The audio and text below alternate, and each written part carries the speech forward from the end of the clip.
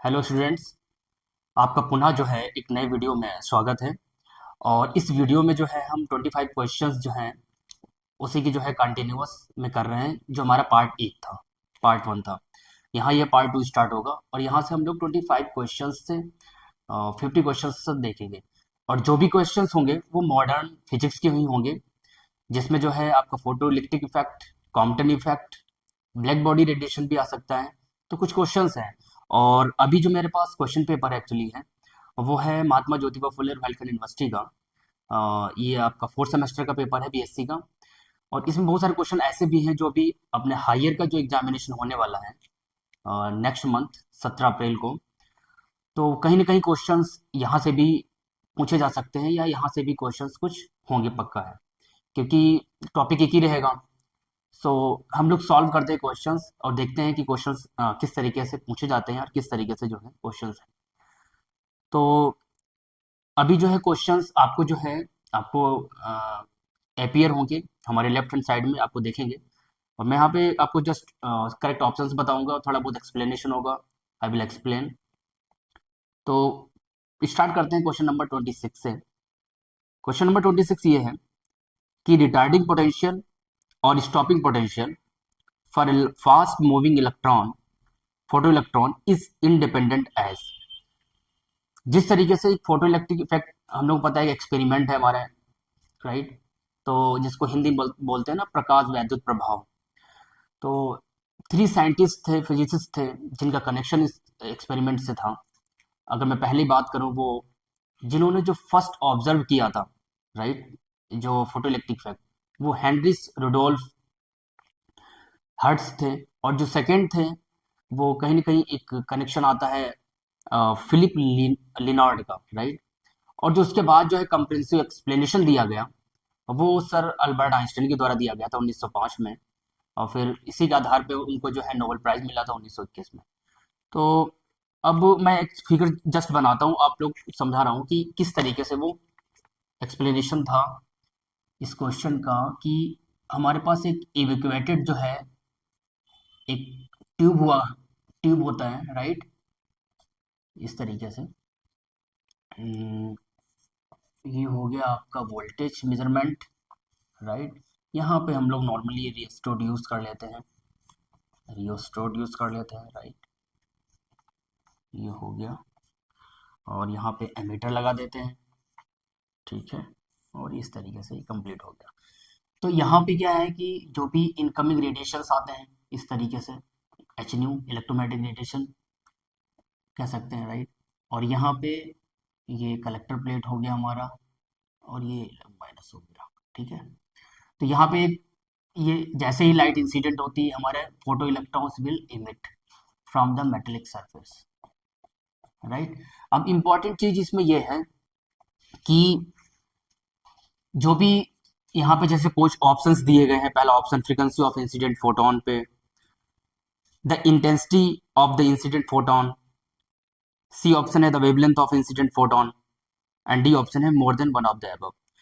तो इसमें जो करेक्ट ऑप्शन होगा वो हमारा होगा correct option B, that is intensity of incident photon. Actually जो भी यहाँ पे इलेक्ट्रॉन्स हैं ये, राइट। तो चूंकि क्वेश्चन ये पूछा गया है आपसे है कि जो स्टॉपिंग पोटेंशियल है, right, for a fast moving photo electron is independent, किस पे इंडिपेंडेंट रहेगा। तो ये इंडिपेंडेंट रहेगा हमारा इंसिडेंट लाइट इंटेंसिटी, इसकी जो भी लाइट इनकमिंग है ना, इसकी इंटेंसिटी पे इंडिपेंडेंट रहेगा। इंटेंसिटी ऑफ अब इनकमिंग लाइट बोल सकते हो, लाइट या इलेक्ट्रोमैग्नेटिक वेव, इस पे जो है, क्योंकि ये हमारा एक low energy low energy low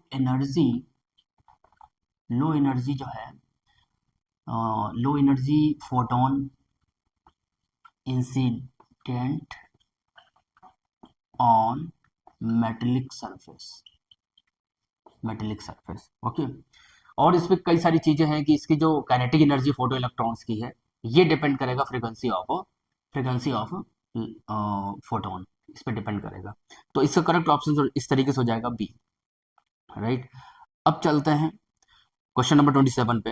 the photo electric effect was discovered by, जैसे मैंने अभी डिस्कशन किया था, जो फोटो इलेक्ट्रिक इफेक्ट है एक्चुअली फोटो इलेक्ट्रिक इफेक्ट्स जो कंप्रिहेंसिव एक्सप्लेनेशन दिया गया था, कंप्रिहेंसिव, राइट, जो एक्सप्लेनेशन दिया गया था, एक्सप्लेनेशन, वो दिया गया था 1905 सर अल्बर्ट आइंस्टाइन के द्वारा, राइट। उसके बाद एक नाम सबसे पहले जो आता है इन 1887, ये आता है आपका हेनरिच रुडोल्फ रुडोल्फ हर्ट्ज, इसको हर्ट्ज एक्सपेरिमेंट भी बोलते हैं, इन 1880, जो कि फर्स्ट ऑब्जर्व्ड, ठीक है। सेकंड जो एक नाम आता है जहां पे एक ऐसे साइंटिस्ट थे जिन्होंने कनेक्शन बताया था लाइट और इलेक्ट्रॉन के विषय में, राइट।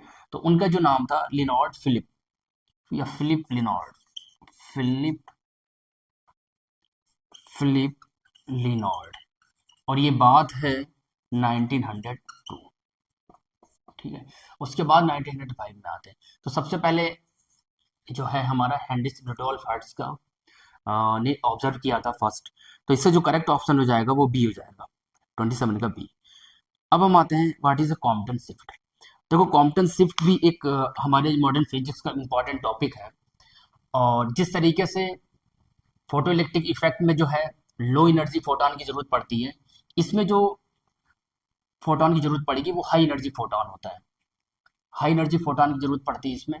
इसमें हम लोग यूज करते हैं गामा रे, एक्स रे, और एक लूजली बाउंड इलेक्ट्रॉन के साथ जो है हम लोग क्या कराते हैं, एक कोलिजन कराते हैं, या उसके बाद जो है एक स्कैटरिंग फोटोन जो मिलता है, जिसकी वेवलेंथ जो मिलती है मुझे वो काफ़ी ज़्यादा मिलती है as compare to what incident. तो इसमें जो है वही कॉम्पटन शिफ्ट मतलब क्या, एक वेवलेंथ चेंज होना, ये रहता है। मैं आपको फिगर के माध्यम से समझाना चाहता हूँ कि यहाँ पे क्या है कि हमारा एक इनकमिंग इंसिडेंट फोटोन होगा और ये एक इलेक्ट्रॉन होगा, ठीक है। तो यहाँ पे अगर मैं लिखना चाहूँ E1 is equal to h nu, फिर उसके बाद ये हमारा मान लिया वाई एक्सिस है, ये है एक्स एक्सिस, और यहाँ पे एक हाई वेवलेंथ का फोटोन स्कैटर्ड करेगा, ठीक है। तो इसको हम मान लेते हैं फाई, जो इस नॉर्मली कभी फाई कभी थीटा ले लेते हैं, इसे डजेंट मैटर। और यहाँ पे जो एक रिक्वायर्ड इलेक्ट्रॉन यही होगा, इलेक्ट्रॉन, या आपसे बोल देते हैं रिक्वायर इलेक्ट्रॉन, इसका एंगल जो है दैट इज फाई। तो there is a relation between, इसका अगर मोमेंटम निकालना चाहें तो we can easily h nu by c, इसको P1 मान लेते हैं। यहाँ पे जो है निकलेगा A1 prime is equal to h nu prime, क्योंकि फ्रीक्वेंसी चेंज हो जाएगी, यहाँ पे फ्रीक्वेंसी जो है एक तरीके से कम हो जाएगी, वेवलेंथ बढ़ जाएगी, राइट। तो यहाँ पे एक रिलेशन बहुत इंपॉर्टेंट आता है, वॉट मतलब यहाँ पे लैम्डा है और ये लैम्डा प्राइम हो गया, so lambda prime minus lambda is equal to del lambda, और ये आ जाएगा h upon M c 1 minus का कॉस थीटा। तो यहाँ पे क्या है, ये चीज जो आती है ये इसे बोलते हैं Compton shift, Compton shift, right. या जो है कॉम्पटन वेवलेंथ बोल सकते हैं कभी कभी, कॉम्पटन कॉम्पटन वेव लेंथ, ठीक है, मतलब शिफ्ट इन वेवलेंथ, या कभी कभी हम लोग बोलते हैं shift in wavelength, shift in wavelength. और ये एक्चुअली पार्टिकल नेचर को ही एक तरह से क्लियर करता है, राइट। तो इस तरीके से इसका जो करेक्ट ऑप्शन हो जाएगा 28 का, वो हो जाएगा shift in wavelength will be the correct option. Now come to the question number 29। ये क्या कह रहा है, देखो ये क्वेश्चन इसी से रिलेटेड है, Compton shift depends on which of the following, right. तो अगर हम कॉम्पटन फार्मूला देखें या शिफ्ट इन वेवलेंथ फार्मूला देखें, तो देखो ये हमारा जो है ये एच, ये हमारा प्लांक्स कांस्टेंट हो गया, प्लांक्स कांस्टेंट हो गया, राइट। और ये हो गया हमारा मास ऑफ इलेक्ट्रॉन, राइट। और ये हो गया हमारा एक तरीके से speed of light, speed of light. तो टोटली सब कांस्टेंट ही वैल्यू यहाँ पे है, यहाँ पे जो थीटा है इसी पे ही जो स्कैटरिंग हमारा फोटोन है या स्कैटरिंग एंगल है, इसी पे ही डिपेंड करेगा। और इसके मतलब इसका जो ऑप्शन करेक्ट होगा, पहला है ऑप्शन इंसिडेंट रेडिएशन, दूसरा ऑप्शन है nature of scattering substance, and C है एंगल ऑफ स्कैटरिंग या एंगल ऑफ या एम्पलीट्यूड ऑफ स्कैटरिंग। तो जो करेक्ट ऑप्शन हो जाएगा वो एंगल ऑफ स्कैटरिंग, इसी पे ही डिपेंड करेगा कॉम्पटन, ये चीज थीटा पे। ठीक है, तो अब हम आते हैं क्वेश्चन नंबर 30 पे, जो कि डेमिशन जर्मर एक्सपेरिमेंट से से क्वेश्चन है। तो डेमिशन जर्मर एक्सपेरिमेंट भी एक तरीके से एक्सपेरिमेंट आपका मॉडर्न फिजिक्स का ही टॉपिक है, और इस एक्सपेरिमेंट के थ्रू या माध्यम से हम जो इलेक्ट्रॉन होता है ना उसके वेव नेचर को हम लोग पता करते हैं। तो Davisson and experiment confirms the wave nature of a electron, पहली चीज तो ये हो गई, राइट। और इसमें इंपॉर्टेंट एक मतलब क्या करते हैं ना, जो इंसिडेंट इनकमिंग जो इंसिडेंट बीम होती है ऑफ इलेक्ट्रॉन्स की, तो वो डिफरेंट डिफरेंट एक्सीलरेटिंग वोल्टेज पे हम लोग उस पर इंसिडेंट कराते हैं निकल क्रिस्टल पे। ठीक है, तो इससे क्वेश्चन क्या पूछा गया है, चलो पहले क्वेश्चन देख लेते हैं। In the Davisson and Germer experiments when 54 volts are applied to electrons, the pronounced scattering direction was found to be। अब यहाँ पे एक शार्प पीक मुझे मिलती है। अगर मैं बात करूं Davisson and Germer experiment, Davisson and Germer experiment, Germer's experiment, ठीक है। तो इसमें एक इंपॉर्टेंट चीज पहले तो ये कंफर्म करता है wave wave nature of wave nature of electron. ठीक है, इसमें क्या होता है कि एक रिलेशन हम लोग एक ग्राफ ड्रा करते हैं इंटेंसिटी वर्सेस वी। ठीक है, तो एक जो है शार्प पीक मुझे मिलती है, एक बम्प मिलता है, वो इस तरीके से मिलता है, इंटेंसिटी वर्सेस वोल्टेज। और ये जो एंगल होता है, ठीक है, स्कैटरिंग एंगल, ये थीटा, ये समटाइम्स से 5 डिनोट करते हैं, ये होता है 50 degree, corresponding to what, 54 volt, 54 volt. Actually हम लोग इसमें वेरिएशन शो करते हैं 44 टू 68 वोल्टेज तक। तो एक 54 वोल्ट में मुझे शार्प एक कंस्ट्रक्टिव बोल सकते हो, कंस्ट्रक्टिव इंटरफेरेंस की वजह से एक मुझे एक शार्प बम्प मिलता है, जो कि एंगल जो इंसिडेंट बीम के साथ होता है और जो स्कैटर्ड जो है इलेक्ट्रॉन्स के साथ, वो मिलता है मुझे what, 50 degree Celsius. Oh sorry 50 degree Celsius, not sorry, 50 degree angle. तो इसका जो करेक्ट ऑप्शन हो जाएगा, एक पहला हमारा ऑप्शन है 90 डिग्री, बी ऑप्शन है 27 डिग्री, सी ऑप्शन है 100 डिग्री, और डी ऑप्शन है 50। तो correct option will be the 50 degree. ठीक है, now come to the question number 31। Question 31 says that the Dibrow wavelength of an electron having 50 electron volt of energy is nearly equal to। आपसे इसमें जो है energy दे दी गई 50 electron volt, okay. आपसे पूछा है लैम्डा, मतलब डिब्रो वेवलेंथ। देखिए डिब्रो वेवलेंथ जो है निकल के आता है हमारे, ये भी एक मॉडर्न फिजिक्स टॉपिक है, इंपॉर्टेंट टॉपिक है। जैसे कि हम लोगों को पता होता है कि dual nature of matter, okay, every moving particle is associated with its wavelength, right, ये जिसे ड्यूअल नेचर ऑफ मैटर बोलते हैं। ठीक है, तो उसी का रिलेशन होता है lambda is equal to h upon p. तो let us find the wavelength for this case particular, how to find। so de Broglie wavelength, de Broglie wavelength, de Broglie wavelength, de Broglie wavelength, तो ये relation निकल के आता है lambda is equal to h upon p, ये इसको बोलते हैं एच अपॉन एम बी। ठीक है, हमारे पास जो है इलेक्ट्रॉन चूंकि है, अच्छा यहाँ पे जो एनर्जी दी गई है, right, there is a relation between what, say equation first एक रिलेशन होता है v is equal to what, w upon q। ठीक है, तो यहाँ पे ये चीज दे दी गई मुझे, ठीक है, और ये क्या दिया गया है, ये दिया है हाउ मच, 50 इलेक्ट्रॉन वोल्ट। ये चार्ज है, तो जो बेसिक यूनिट चार्ज ई से हम डिवाइड करते हैं इलेक्ट्रॉन्स का, राइट। तो ये कैंसिल हो गया, तो V बराबर हाउ मच, 50 वोल्ट, ठीक है, राइट, 50 वोल्ट। तो यहाँ से भी हम डायरेक्टली निकाल सकते हैं लैम्डा इज इक्वल टू 12.27, एक रिलेशन होता है ये भी, ये वोल्ट होता है, volt. So putting this value of V in equation number second, 27, और ये हो जाएगा हमारा what, 50, ठीक है। on dividing this you will get the 1.7 angstrom. Okay, so the correct answer will be what, C option, that is 1.7 angstrom. Okay, now come to the question number 32. Same question is based on the de Broglie wavelength. तो question number 32 is de Broglie wavelength of a proton. देखिए यहाँ पे ये photon लिखा हुआ है, right, instead of photon there will be a proton.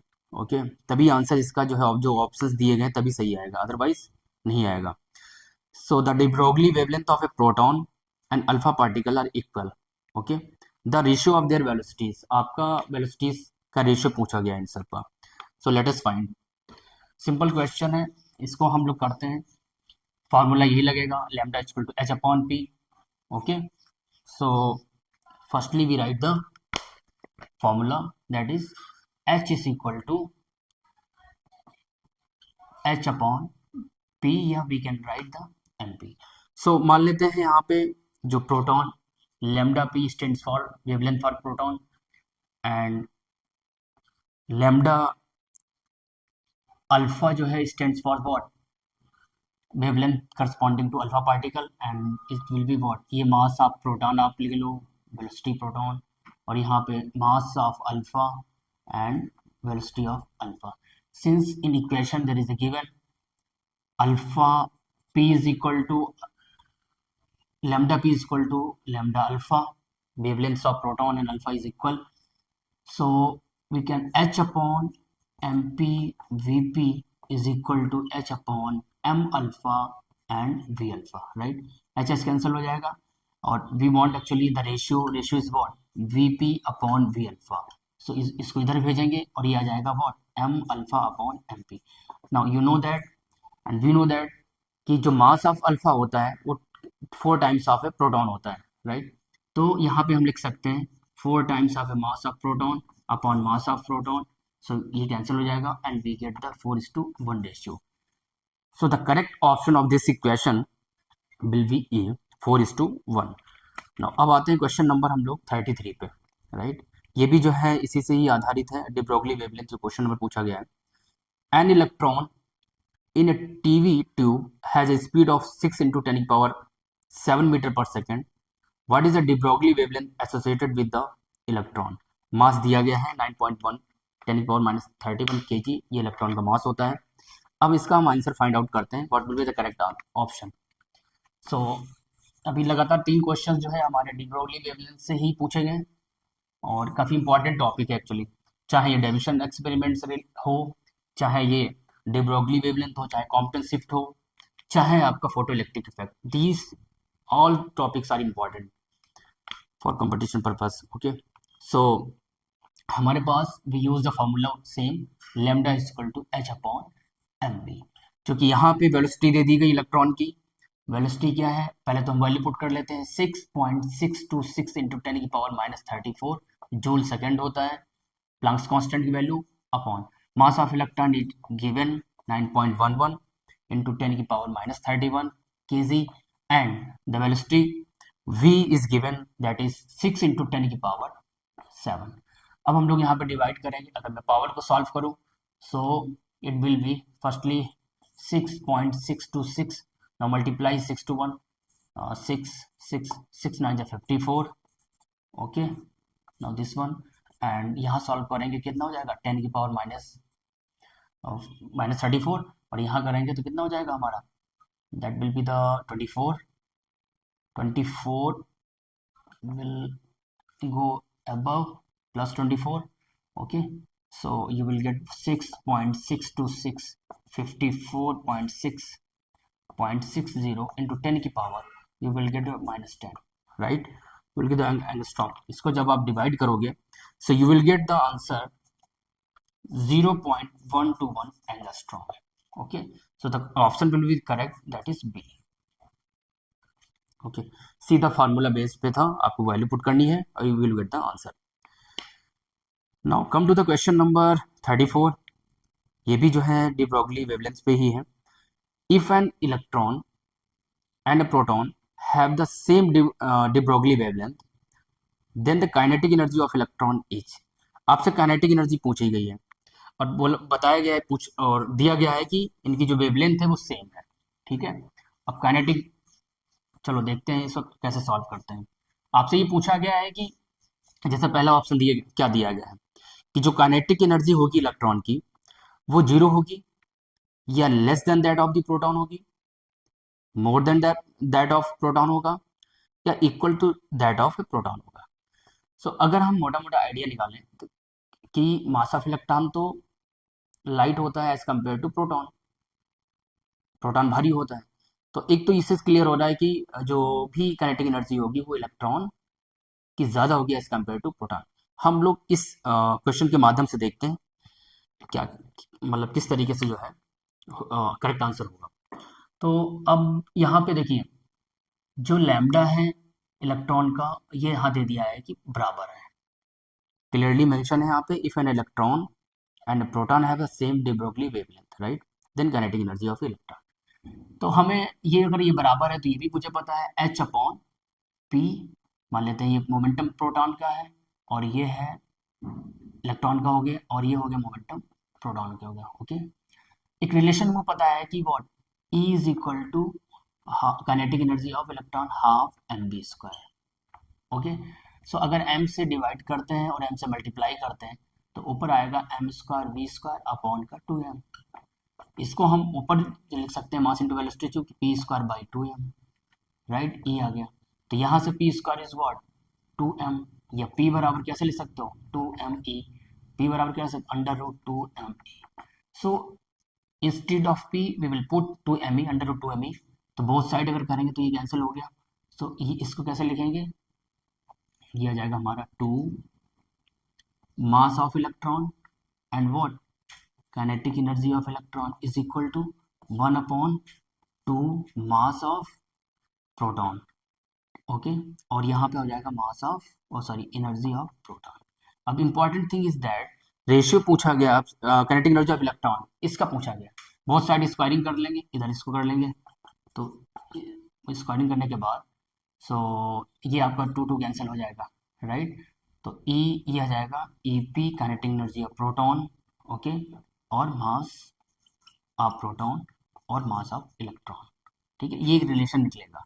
ये जो वैल्यू आती है निकल के, ये हमेशा आती है व्हाट 1836. आप फाइंड आउट करोगे, मास ऑफ प्रोटॉन रखोगे 1.67 इंटू 10⁻27 kg, इसका रखोगे 9.11 into 10⁻31, you will get the 1836 times, so you will get this one. तो यहाँ से क्या है, जो काइनेटिक एनर्जी ऑफ इलेक्ट्रॉन है वो क्या होगी, एक तरीके से ज़्यादा होगी एज कम्पेयर टू पी. तो आपको यही यहाँ पे रिलेशन बताना है, and the correct option will be C, more than that of the proton होगा. अब यहाँ पे 35 क्वेश्चन पूछा गया है. 35 क्वेश्चन पूछा है कि the relation between the relativistic momentum and energies. ये तो अक्सर इस पे क्वेश्चंस बहुत सारे पूछे जाते हैं. ओके, और इसका आपको डायरेक्टली आपको रिलेशन मालूम होना चाहिए. ओके, बहुत यूज़ होता है इसका. और इसका जो करेक्ट ऑप्शन मैं लिख देता हूँ यहाँ पे कि E square is equal to p square, ये मोमेंटम हो गया, ये स्पीड ऑफ लाइट हो गया, m naught square and c की पावर में 4. तो इस हिसाब से इसका करेक्ट ऑप्शन हो जाएगा हमारा C, E square p square c square m naught square c की पावर 4. ओके, यहाँ पे ये जो है मोमेंटम हो जाएगा हमारा, मोमेंटम ये हो जाएगा speed of light, speed of light, ये rest mass of rest mass हो जाएगा, rest mass of photon, okay, and speed of light, इस तरीके से। तो आपको ये याद करना पड़ेगा डायरेक्टली, और ये क्वेश्चन इससे आते हैं एक्चुअली कई बार रिलेशन डायरेक्टली जैसे पूछ दिया गया इसमें। 36 क्वेश्चन सिंपल पूछा गया कि rest mass of a photon of energy is. देखिए हमेशा जो है जो फोटोन का रेस्ट मास होता है, फोटोन से रिलेटेड बहुत सारी चीजें हैं आपको पता होनी चाहिए, जैसे स्पिन हो गया 1, तो जो रेस्ट मास ऑफ जो फोटोन होता है वो हमेशा always rest mass of photon is 0, okay, हमेशा 0 होगा। तो इसका करेक्ट ऑप्शन हो जाएगा हमारा 0। इसका 0 हो जाएगा। और इसका जो फोटोन, इसका जो हम लोग मोमेंटम निकालते हैं, जैसे E इज इक्वल टू मुझे पता है एच न्यू, राइट, यहाँ पे m C square is equal to h nu, तो ये हो जाएगा m c dot c is equal to h nu, और ये लिख जाएगा momentum P is equal to h nu by c. ये हमारा मोमेंटम आ गया, मोमेंटम ऑफ अ फोटोन। ठीक है, अब आते हैं क्वेश्चन नंबर, हम लोग क्वेश्चन नंबर है 37, एंड ये जो है क्या है, देखिए, विच of the following phenomenon can not be expressed by wave nature of a light. जैसे हम लोग वेव ऑप्टिक्स जब पढ़े होंगे, या आपने देखा होगा, there are so many optical phenomenas, interference, diffraction and polarization. और ये इनमें अगर देखा जाए कि जो हमारा पोलराइजेशन है वो एक तरीके से क्लियरली वेव नेचर को जो है बताता है, मतलब ट्रांसवर्स वेव नेचर को बताता है, ठीक है। और जितने भी ऑप्शन जो फेनोमेनाज हैं, इंटरफेरेंस, डायफ्रैक्शन, पोलराइजेशन, एंड जो डी है कॉम्पटन इफेक्ट। कॉम्पटन इफेक्ट जो एक तरीके से पार्टिकल नेचर बताता है। और आपसे क्वेश्चन पूछा गया है कि कौन से निम्न में से वेव नेचर को नहीं बताता है, तो करेक्ट ऑप्शन यहाँ पे हो जाएगा कॉम्पटन इफेक्ट, ओके। और इसके जो अबव है, these are all tells about the wave nature of a light, interference, diffraction and polarization. Now come to the question number 38। Question number 38 ये है कि which of the following couples represents the canonically conjugate quantities. अब ये actually हम लोगों ने आपका जब पढ़ा होगा आपने एंगुलर मोमेंटम, कम्यूटेटर्स के विषय में पढ़ा होगा आपने, कम्यूटेटर्स के विषय में, तो कॉन्जुगेट पेयर्स निकल के आते हैं। कॉन्जुगेट पेयर्स मतलब जैसे आपने पढ़ा होगा पोजीशन के साथ हमेशा मोमेंटम, ठीक है, इसकी वैल्यू होती है आई एच क्रॉस, ओके। उसी तरीके से आपने एनर्जी एंड टाइम की, एनर्जी एनर्जी और टाइम के साथ आपने ये देखा होगा, ये these are the conjugate pairs actually. जैसे पोजीशन मोमेंटम है उसी तरीके से एनर्जी एंड टाइम। तो आपको यही यहाँ में जो गिवन ऑप्शंस हैं उनमें बताना है कि which of the following couples are the represent the canonically conjugate quantities. पहला ऑप्शन है एनर्जी एंड मास, नहीं होगा। मोमेंटम एनर्जी नहीं होगा। टाइम एंड लेंथ नहीं होगा। एंड डी ऑप्शन जो कि है एनर्जी एंड टाइम। तो energy and time are the conjugate, canonically conjugate quantities है, राइट। तो इसका करेक्ट आंसर डी हो जाएगा। फिर कभी जो है इस पे हम क्वेश्चन बहुत सारे सॉल्व करेंगे, लेक्चर एक वीडियो बनाएंगे, तब आपको वहाँ पे क्लियर आउट करेंगे। यहाँ पे 39 क्वेश्चन नंबर देखते हैं। The aim of the Davisson and Germer experiment is to verify the. जैसा कि मैंने अभी इसके पहले जो क्वेश्चन सॉल्व किया था डेविसन एंड जर्मन एक्सपेरिमेंट से, जिसमें हम लोगों ने देखा था कि डिफरेंट डिफरेंट एक्सीलरेटिंग वोल्टेज पे जो है इंसिडेंट बीम जो स्कैटर्ड हो रही थी, राइट, जिसमें से एक वोल्टेज था 54 वोल्ट पे, जहाँ पे एक शार्प मुझे कंस्ट्रक्टिव इंटरफेरेंस की वजह से एक बम्प मिल रहा था। तो वो जो वोल्टेज था वो वोल्ट कितना था 50 वोल्ट पे, राइट। तो उसी के अकॉर्डिंग यहाँ पे एक क्वेश्चन जस्ट पूछ दिया गया, सिंपल है कि डेविसन जर्मन एक्सपेरिमेंट क्या वेरीफाई करता है। मैंने वहां भी बताया था ये वेव नेचर ऑफ इलेक्ट्रॉन के विषय में बताता है। तो इसका जो है डायरेक्टली वर्बली मैं आंसर बोल देता हूँ, इसमें कोई कैलकुलेशन नहीं है, जस्ट कि पहला बोला है कि wave nature of light, particle nature of a light, wave nature of electron, particle nature of electron. तो इसमें करेक्ट ऑप्शन होगा वो that will be C option, that is wave nature of electron का, ठीक है। क्वेश्चन नंबर 40 पे आते हैं। For a dispersive medium, dispersive medium में आपको एक जब पढ़े होगे तो जो कंपटीशन तैयारी कर रहे हैं, खासकर जो पीजीटी कर रहे हैं या असिस्टेंट प्रोफेसर की तैयारी कर रहे हैं, तो इससे रिलेटेड क्वेश्चन आपने पढ़े होंगे, जो phase velocity and group velocity से रिलेटेड होता है। और एक फेमस रिलेशन होता है, group velocity phase velocity is equal to what, C square, speed of light के स्क्वायर। ठीक है, अंडर रूट करके जो है हम निकाल सकते हो इसे। सेकंड थिंग कि डिस्पर्सिव मीडियम में खास बात ये होती है कि जो फेज वेलोसिटी होती है वीपी, जिसको हम ओमेगा बाई के से डिनोट करते हैं, राइट। ये हमारा प्रोपोगेशन वेक्टर हो जाता है, या इसको हम वेव वेक्टर भी बोलते हैं, वेव वेक्टर, वेव वेक्टर। और ये हमारा एक तरीके से एंगुलर वेलोसिटी या एंगुलर, और जो हमारा ग्रुप वेलोसिटी होती है वो होती है डी ओमेगा अपॉन डी के। ठीक है, इसको हम, और एक रिलेशन भी होता है VP and VG is equal to C square, ये इंपॉर्टेंट। तो इसमें क्या होता है ना, phase velocity and group velocity ये बराबर नहीं होते in case of the dispersive medium. तो इसका जो है डायरेक्टली हम लोग आंसर बता सकते हैं, बी ऑप्शन करेक्ट होगा। पूछा है कि for dispersive medium phase velocity is not equal to the group velocity, यही करेक्ट ऑप्शन होगा, right. Now come to the question number 41। 41 question पूछा गया है, the probability density of a wave function phi is. देखिए, जैसे हम quantum mechanics start करते हैं, राइट, तो क्वांटम मैकेनिक्स जब स्टार्ट करते हैं तो हम लोग वेव फंक्शन के बारे में भी सब पढ़ते हैं। ठीक है, तो क्वांटम मैकेनिक्स में जो वेव फंक्शन होता है काफ़ी इंपॉर्टेंट रोल प्ले अदा करता है। ठीक है, तो telling about the position of any particle, okay, ये बताता है। बट जो हमारा मोड साई स्क्वायर होता है, मान लिया ये जो साई होता है, राइट, साई, जिसे हम लोग बोलते हैं व्हाट, वेव फंक्शन।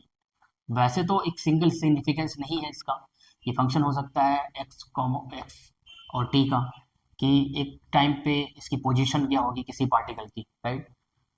बट इसका इंपॉर्टेंस है मोड साई स्क्वायर का, जिसे हम बोलते हैं प्रोबेबिलिटी, प्रोबेबिलिटी डेंसिटी। ठीक है, इसकी इंपॉर्टेंट इसलिए है क्योंकि ये जो है, ये it actually mode Sai square tells about, it tells about the probability probability of probability of finding the particle probability of finding the particle, right. या हम ऐसे बोल सकते हैं कि probability of find the particle between given domain, जो भी दिया हो गया गिवन डोमेन, या गिवन डोमेन रेंज बोल सकते हैं।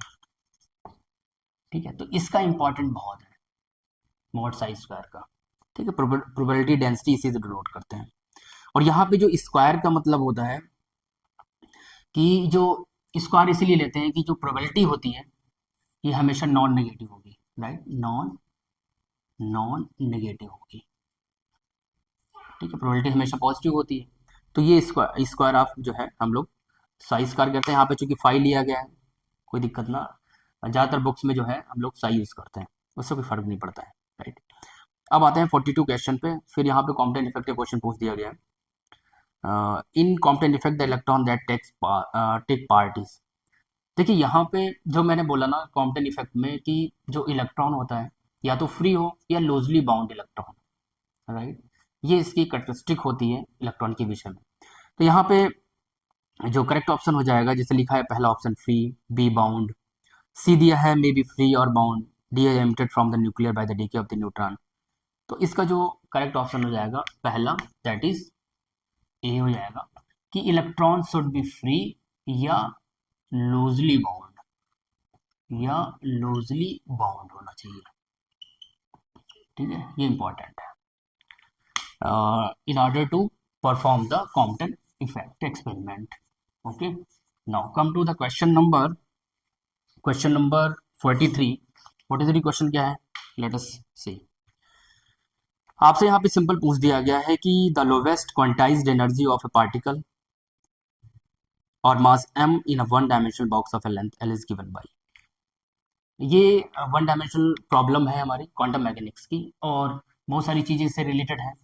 अगर मैं एक एनर्जी आइजन वैल्यू होती है, ठीक है, तो nth is equal to n square pi square h cross square 2m a।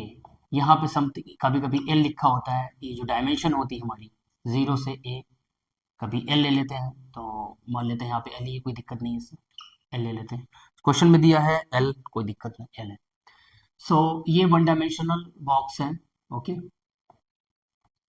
तो यहाँ पे ये डायरेक्टली निकल के आता है। आपसे पूछा गया है कि लोवेस्ट एनर्जी, आपको क्वेश्चन पूछा गया है व्हाट लोवेस्ट क्वांटाइज एनर्जी, तो lowest quantize energy what corresponding is equal to 1। तो अगर हम निकालना चाहें E इज इक्वल टू 1 पे, तो यहाँ पे 1 पाई square H cut square upon 2 L square. Now putting the value of what H cut, और एच कट क्या होता है एच अपॉन 2 पाई, राइट। सो पाई स्क्वायर एच अपॉन, इसका करेंगे तो कितना हो जाएगा 4 पाई स्क्वायर, और नीचे कितना है 2 ml स्क्वायर। तो पाई पाई कैंसिल हो गया, ये आ जाएगा वॉट, सॉरी यहाँ पे एच स्क्वायर होगा, h square is equal to how much, 4 दूनी 8 मतलब 8 ml स्क्वायर। देखिए जो ऑप्शंस में क्वेश्चन जो दिया गया है, राइट, वैसे तो करेक्ट ऑप्शन यहाँ पे कोई नहीं है। पहला ए दिया है 0, बी दिया है h cut square eight ml square, ठीक है, सी दिया है h cut square 4 ml square, और डी दिया है h cut square 2ml square, okay. कोई नहीं सही होगा, because h cut square 2ml square, ये जो डी ऑप्शन है करेक्ट हो सकता है जब इसके साथ पाई हो। मैं क्वेश्चन का जो करेक्ट ऑप्शन डी में, ये जो H cut square 2ml square दिया है एल स्क्वायर, अगर इसमें पाई होता तो ये करेक्ट ऑप्शन होता। मैंने यहाँ पे आपको फाइंड आउट कर दिया है कि ये जो आंसर होगा that will be correct answer h square eight ml square, जो कि इसमें कहीं से मैच नहीं करता है।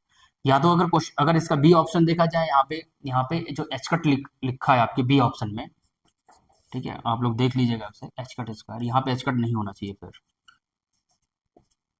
ठीक है, ये एच कट नहीं होना चाहिए, ओनली एच होना चाहिए। तो ये हमारा कुल मिला के मैंने कैलकुलेशन आपको यहाँ पे करके दिखाई है, h square eight ml square upon में, ये करेक्ट ऑप्शन होगा, राइट।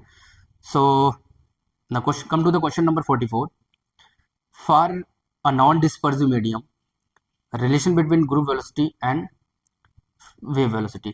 अब अभी जैसे एक क्वेश्चन आया था कि डिस्पर्सिव मीडियम के लिए क्या रिलेशन होता है group velocity and phase velocity. तो उस केस में क्या निकल के आता है हमारा कि these are not equal, but in dispersive medium, in in non dispersive medium, in non dispersive medium, in non dispersive medium, ठीक है, ये जो आता है Vp is equal to v Vg, group velocity is equal to what phase velocity. तो इसका correct option हो जाएगा हमारा ए ऑप्शन हो जाएगा, राइट, इसका डायरेक्टली है। Now come to the question number 45। Question number ये आपका है which of the following statement is not correct. तो ये कुछ जस्ट वर्बली है, इस पर कोई सोल्यूशन नहीं है, तो आपको बताना है कि कौन सा कथन इसमें गलत है, ठीक है। पहला क्वेश्चन है wave function psi must B continuous, right, बिल्कुल सही है। ये पॉस्टुलेट्स है क्वांटम मैकेनिक्स का कि wave function should be always continuous. Wave function psi must be single valued, ये भी बिल्कुल करेक्ट है। Wave function psi must be normalized, ये भी करेक्ट है। डी ऑप्शन क्या है, wave function psi must be discontinuous, ये जस्ट ऑप्शन ए का अपोजिट है, तो यही मेरा करेक्ट आंसर हो जाएगा।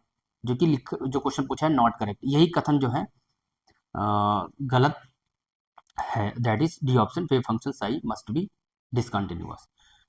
अब 46 क्वेश्चन देखते हैं, which one of the following statements is true. आपको इसमें कथन जो सत्य कथन है उसे बताना है। तो जब आप पढ़ेंगे पहला ऑप्शन क्या है, group velocity is equal to phase velocity in dispersive medium, बिल्कुल रॉन्ग है, क्योंकि अभी मैंने इसके पहले देखा क्वेश्चन था।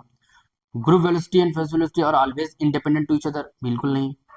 सी ऑप्शन क्या है, the group velocity and phase velocity never case medium, यही इसका करेक्ट आंसर होगा। एंड डी ऑप्शन है, group velocity is associated with the particle velocity while the phase velocity corresponds to wave velocity, right.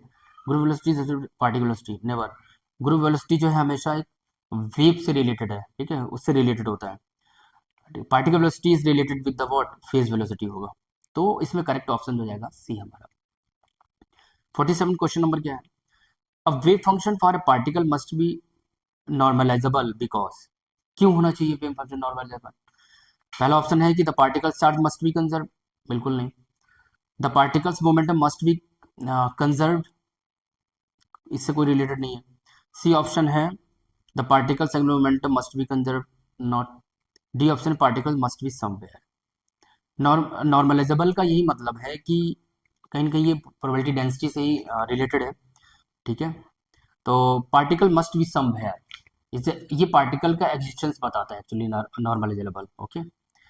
अब ये question है length contraction happens only, ये हम लोगों ने जब पार्ट 1 देखा था वहाँ पे लेंथ कॉन्ट्रैक्शन से रिलेटेड कुछ कुछ क्वेश्चंस थे, यहाँ पे भी एक पूछ दिया गया है यहाँ पे actually length contraction happens only. तो मैंने आपको बताया था कि लेंथ कॉन्ट्रैक्शन जो होता है ये एक कंसेक्वेंस है, राइट, एक रिजल्ट है कि जब भी कोई एक पार्टिकल रिलेटिविस्टिक स्पीड से मूव कर रहा है तो उसके फिजिकल पैरामीटर्स में परिवर्तन होता है, चेंजेस होता है। तो उसी में से लेंथ कॉन्ट्रैक्शन है, मैंने पार्ट 1 में बताया था इसे। और लेंथ कॉन्ट्रैक्शन का एक फॉर्मूला था सिंपल कि एपियर्स लेंथ या change in length equal to proper length under root 1 minus का वी स्क्वायर अपॉन सी स्क्वायर, राइट। तो इसमें आपसे ये पूछा गया है कि जो मतलब हैपेंस ओनली कि यदि परपेंडिकुलर डायरेक्शन ऑफ मोशन हो, along the direction of motion हो, parallel to direction of motion हो, या बोथ एंड बी, हमेशा क्या होगा कि अगर ये कोई लेंथ में है, अगर कोई रॉड है या कुछ भी है, तो वेलोसिटी हमेशा जो है मतलब मीन्स व्हाट, हमेशा पार्टिक ये जो भी ऑब्जेक्ट होगा वो along the direction of motion move करना चाहिए, मतलब या अलोंग द डायरेक्शन ऑफ जो भी वेलोसिटी होगी उसी के अलोंग में होना चाहिए, राइट। पैरेलल बिल्कुल नहीं होगा, क्योंकि लेंथ कॉन्ट्रैक्शन तब भी होता है जब किसी एंगल पे भी मीन्स मोशन कर रहा होता है एक्स एक्स डायरेक्शन में, ठीक है। तो angle of along the direction of motion important है, ठीक है। तो इसका करेक्ट ऑप्शन हो जाएगा हमारा what, along the direction of motion, option number B. अब हम आते हैं लॉरेंस ट्रांसफॉर्मेशन होल्ड्स फॉर। देखिए लॉरेंस ट्रांसफॉर्मेशन की इक्वेशंस हैं, ट्रांसफॉर्मेशन इक्वेशंस, तो ये किसके लिए होल्ड करता है? तो ये पता होना चाहिए कि लॉरेंस ट्रांसफॉर्मेशन के ही जो है कॉन्सिक्वेंसेस बहुत सारे हैं। आपका mass what, mass variation of mass with velocity, right, length contraction, time dilation, ये वहीं से निकल के आते हैं। एक लॉरेंस फैक्टर जो होता है ना, Lorentz factor gamma is equal to 1 minus v square upon C square, ये यही जो है वैल्यू हमारा इंपॉर्टेंट होती है इसमें। तो ये एक्चुअली इसका ऑप्शन करेक्ट हो जाएगा, that is relativistic, relativistic relativistic velocities only, ठीक है, वेलोसिटीज ओनली, इसका करेक्ट ऑप्शन हो जाएगा बी, ओके। अब देखिए क्वेश्चन नंबर 50 क्या पूछा गया आपसे, the dimension of the quantity h upon M C square is equal to, ये सिंपल क्वेश्चन है एक्चुअली, आप लगा सकते डायमेंशन निकाल सकते हो। आपसे पूछा गया है कि डायमेंशन पता करनी है h upon M C square, right. देखिए इसका जो यूनिट होती है, वैल्यू अगर देखा जाए 6.626 इंटू 10⁻34, और ये होता है जूल सेकेंड, ओके। ये है हमारा मास जिसको हिंदी द्रव्यमान बोलते हैं, और ये स्पीड ऑफ लाइट। सो हम लोग ये है चूंकि जूल एनर्जी की यूनिट है, तो इसकी डायमेंशन होती है M L square T minus two, okay. और ये होता है सेकेंड टाइम, इसका ये हो जाएगा एम, ओके। और ये है वो मतलब एक सी है, वो एल टी माइनस वन हो जाएगा, सेकेंड मतलब स्क्वायर है तो L square T minus to. तो इसको जब सॉल्व करेंगे तो एम एम कैंसिल हो जाएगा, राइट, एल स्क्वायर कैंसिल हो जाएगा, टी ऊपर जाएगा या ऐसे कैंसिल कर दो, तो ये जो है टी आ जाएगा टाइम। तो इसका जो करेक्ट ऑप्शन हो जाएगा दैट विल बी द 50 का सी हो जाएगा। तो यहीं पे जो है इस वीडियो को मैं एंड करता हूँ, मेरे जो है 25 क्वेश्चन हो चुके हैं। अब मिलते हैं नेक्स्ट वीडियो में, ओके। और जैसे कि मैंने बताया ये जो क्वेश्चन पेपर था हमारा BSc 4 सेमेस्टर का था, ओके। कहीं ना कहीं ये जो क्वेश्चन हमारे साथीगण जो तैयारी कर रहे हैं असिस्टेंट प्रोफेसर की, कहीं ना कहीं क्वेश्चन इससे जरूर मिलेंगे आपको। मिलते हैं नेक्स्ट वीडियो में। Thank you so much for watching.